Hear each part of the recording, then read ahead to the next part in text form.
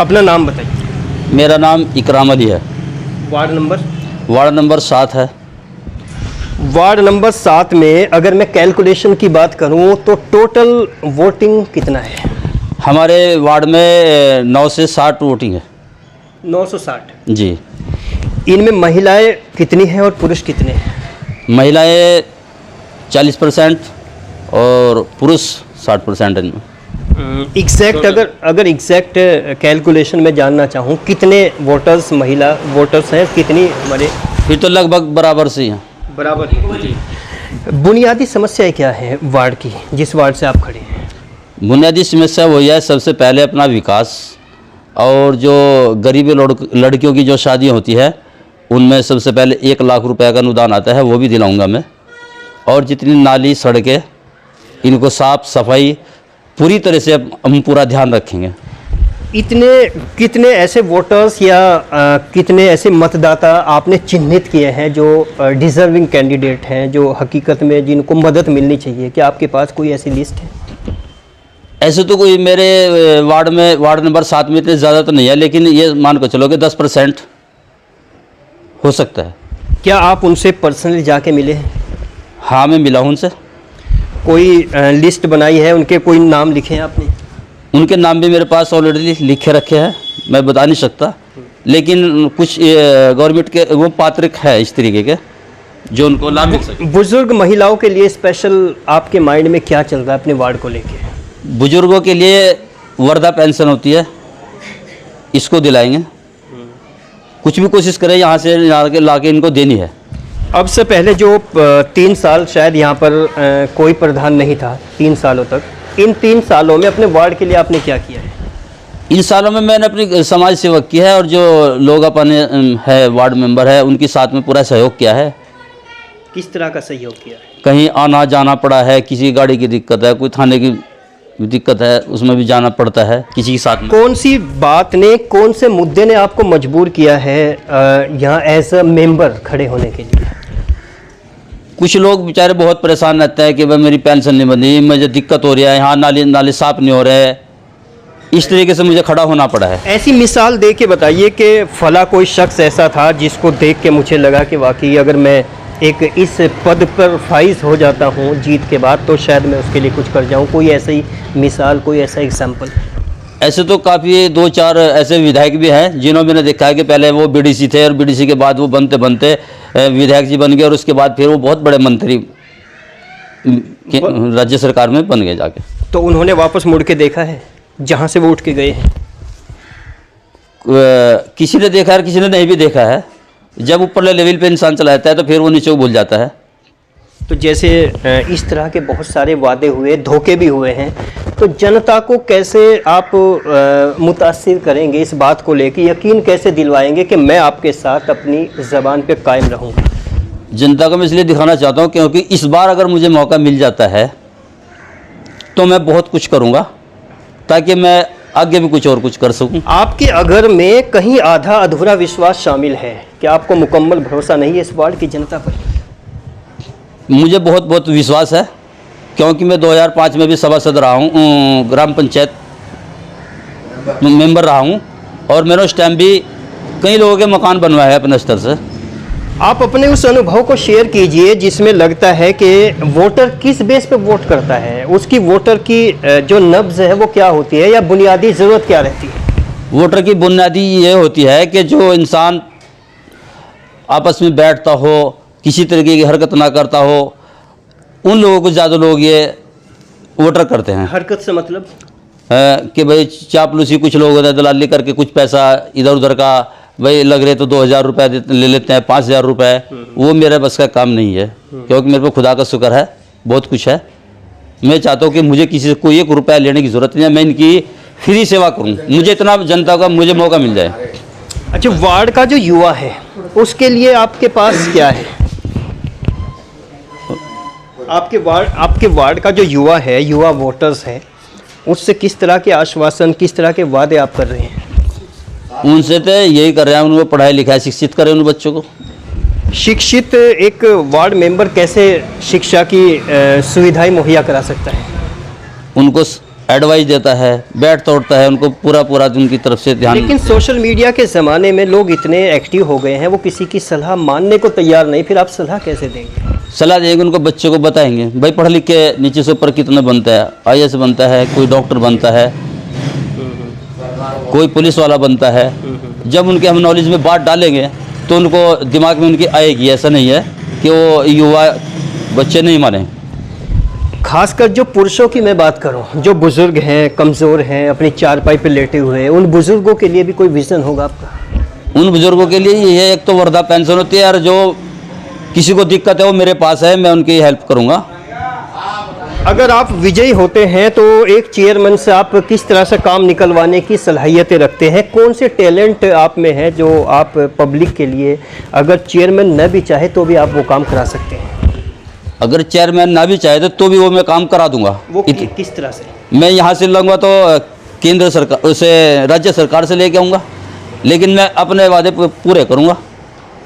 अगर चेयरमैन किसी 1% कोई बात आपकी नहीं मानता है तो उसको मनवाएंगे कैसे आप? फिर हम उसके खिलाफ आंदोलन करेंगे, फिर उससे हम कराएंगे। ज़बरदस्ती ऐसे नहीं करेगा, ज़बरदस्ती करेगा वो। ग्राम पंचायत थी, अब नगर पंचायत है जी, पहली बार। जी। तो ये पहला एहसास कैसा महसूस हो रहा है? पहला बार तो हमें बहुत अच्छा लग रहा है। इस बार हमारी नगर पंचायत सुल्तानपुर आदमपुर की बन गई है। उससे पहले हमारा ये ग्राम प्रधान ही चुनते थे पहले, लेकिन अब हमें बहुत अच्छा लग रहा है। हमें खुशी है कि हमारी हर गली हर मोहल्ले में साफ़ सफाई रहेगी, नाली बनेगी, सड़कें बनेगी, तो हम इससे बहुत खुश रहेंगे। ग्राम पंचायत नगर पंचायत बन गई है, चेहरे वही हैं, मतलब वही चेहरे हैं जो ग्राम प्रधान हुआ करते थे। तो चेहरे नहीं बदले तो किरदार कैसे बदलेंगे? किरदार भी जो चेहरे हैं यही बदलेंगे, नहीं। इनमें से एक चेहरा जरूर आएगा। अच्छा, टोटल अगर मैं बात करूं ओवरऑल जितने भी एज अ चेयरमैन दावेदार हैं, तो अगर उनका सोशल उनको किस तरह से होना चाहिए, सामाजिक और सियासी, तो उसमें आपकी क्या नसीहत है, क्या मैसेज है? उनसे तो यही कि अच्छा काम कार्य करे, सबकी पूरी जनता की देख रेख में रहे। नहीं, वो तो जीत के बाद है। अभी जो इलेक्शन कैंपेनिंग चल रहा है, इस दौरान उनको किस तरह का रवैया अपना रखना चाहिए और किस तरह के वादे करें, उन वादों में कितनी सच्चाई होनी चाहिए, क्योंकि कभी कभी कुछ वादे बड़े हो जाते हैं। उनसे ये हो कि जो वादा करें सोच समझ के वादा करें। ऐसा नहीं कि हमने बोल दिया कुछ और कर रहे बाद में कुछ, ऐसा भी ना होना चाहिए ना। क्या कभी ऐसा हुआ है कि जो भी यहाँ पर पहले कैंडिडेट विजयी हुए हैं, उन्होंने वादे किए हैं, वो वादों पे खरे नहीं उतरे? ऐसा भी कभी हुआ? ऐसा भी हुआ, पूरे वादे नहीं भी पूरे कर सके। अगर 10 वादे करें तो उनमें 5 तो पूरे कर दिए, 5 तो अधूरे रह गए। ऐसा भी हो सकता है। एक लाइन में सियासत का खेल क्या है? एक लाइन में सियासत का खेल तो मैं फिलहाल नहीं बता सकता क्या हो रहा, क्या रीजन रहा इनका। लेकिन तो आप खुद को एक सियासी किरदार के रूप में पेश करना चाहेंगे या सामाजिक अपने वार्ड में?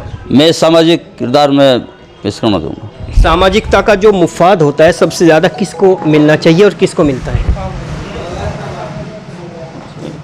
ग्राम पंचायत में या मेरे वार्ड में देखो, सबकी अपनी अपनी राय है, लेकिन सबसे पहले तो यह पढ़ा लिखा इंसान देखे और ये देखे कि भाई ये आदमी हमारे काम आ सकता है, कहीं इसको हम लेके भी चल सकते हैं। ये नहीं कि मैं यहाँ रह रहा हूँ और काम में बाहर कर रहा हूँ, या मैं हरिद्वार या दिल्ली में पढ़ा हूँ तो फिर मेरा यहाँ से सभासद का होना मुश्किल है, फिर कोई फ़ायदा नहीं है। चलते चलते क्या मैसेज है एक लाइन में अपने वार्ड वासियों के लिए? सबसे पहले यही कि मैं पूरा वादा के साथ बोलता हूँ कि मैं आपके साथ में कंधा से कंधा मिलाकर चलूँगा और आप लोगों का पूरा ख्याल रखूँगा। बाकी इंशाअल्लाह अल्लाह मालिक खुदा। आप भी नाम बताइए। मेरा नाम फुरकान अली है। तो आपका क्या कनेक्शन है वार्ड मेंबर से? भाई हैं, भाई हैं। तो उन्होंने जितनी भी बातें की हैं, लब्बो लवाब उन बातों को अगर एक लाइन में आप वार्ड वासियों से बताएं तो क्या कहना चाहेंगे? मैं सबसे पहले दैनिक मीडिया का मैं सबसे पहले वेलकम करता हूँ, खैर मकदम करता हूँ। और सबसे पहले all batch wishes for happy new year. सभी को ग्राम वासियों को नववर्ष की बहुत बहुत शुभकामनाएं। भाई ने जो इन्होंने वादे किए हैं, इन वादों पे ये खरे उतरेंगे। बाकी जितने भी कैंडिडेट खड़े हैं हमारे वार्ड नंबर 7 से, वो भी वादे कर रहे हैं, बट दूसरी बात उनको वोटर को ये देखना है कि भाई कोई आदमी जिसने वादे किए हैं वो कौन वादा है जिस वादे पे खरा उतरे वो। दूसरी बात वार्ड नंबर 7 में ये देखना है कि हमारे जो है ना भाई कौन स्टेटस लेवल का आदमी है जिसको हम कभी भी किसी टाइम भी मतलब जिस चीज़ की रिक्वायरमेंट हो वो वहाँ पर पहुँचे और वो उनका काम पूरा हो। जितने भी दावेदार हैं एज अ चेयरमैन, उनके लिए स्पेशल क्या अपील है इस वक्त अगले 20-25 दिन के लिए? एज ए चेयरमैन का जो मेरा प्रपोज़ल है, वी कैन से दैट मैं यही कहूँगा कि जो यहाँ पर इन्होंने वादे किए, चेयरमैन ने वादे किए हैं और वोटर से जिस वोटर को वोट लेना चाह रहे हैं उनसे वोट लेने की जो अक्षमता कैपेसिटी दिखा रहे हैं अब इस टाइम अपनी, जितने जैसे भी वादे कर रहे हैं उन वादे को उनके खरा उतरना चाहिए।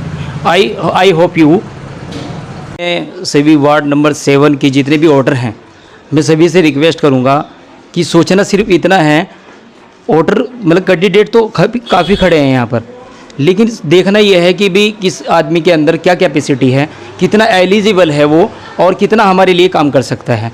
जैसे कि ये तो एक कॉमन सी बात है कि बिजली के खंभे हुए, लाइट हो गई, नाली की सफाई हो गई, ये चीज़ें तो कॉमन सी चीज़ें हैं, बट बाकी जितनी भी चीज़ें हैं जो देखिए समाज कल्याण की हो गई, आपका एक एसडीएम से या डीएम से, ये भी एक नॉर्मली मैं बातें सुन रहा हूँ कि भाई ऐसे करके उनसे बात करना।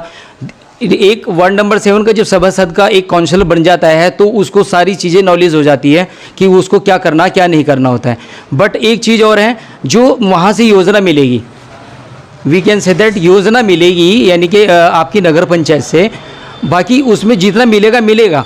जैसे कि मैं कह सकता हूँ कि वी कैन से दैट जैसे गरीब लड़कियाँ हैं, गरीब लड़कियों का माना है कि उनकी शादी होनी है, अब उसमें माने कि वहाँ से 1 लाख रुपए का हमें मिल रहा है योगदान, वहाँ पे रिक्वायरमेंट है 1.5 लाख की या 2 लाख रुपए की।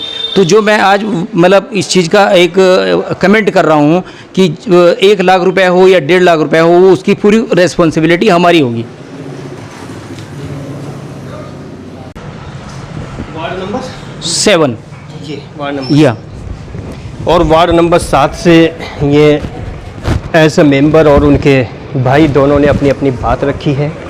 हालांकि बातें तो बहुत होती हैं, लेकिन इन बातों को अमली जामा कैसे पहनाया जाएगा ये तो वक्त और समय बताएगा। और ये वार्ड के जितनी भी महिलाएं, जितने पुरुष और जितने भी युवा सुन रहे हैं वो क्या सोचते हैं, कमेंट सेक्शन में उनके लिए यस और नो, पॉजिटिव एंड नेगेटिव जो भी सोचते हैं उसको कमेंट सेक्शन में ज़रूर लिखिए। बने रहिए दैनिक मीडिया के साथ।